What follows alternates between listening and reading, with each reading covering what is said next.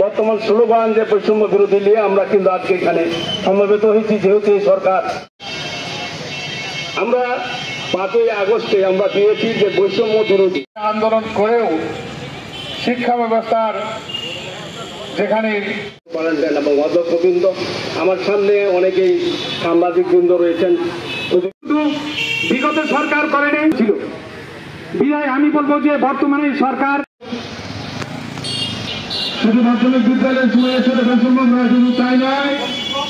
প্রত্যেককে একটি মাদ্রাসায় সরকারীকরণ করা হয় নাই। আজকে এদের যে মূল্যবান বক্তব্য রাখবার জন্য করছি,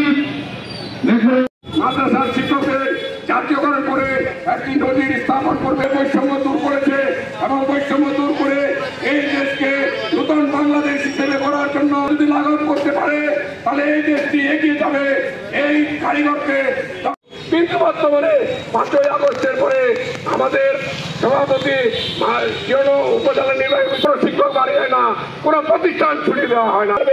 এই দেশকে বদলায় দিতে শুধু শিক্ষকদের আশা ব্যক্ত রেখে সবার সুস্বাস্থ্য কামনা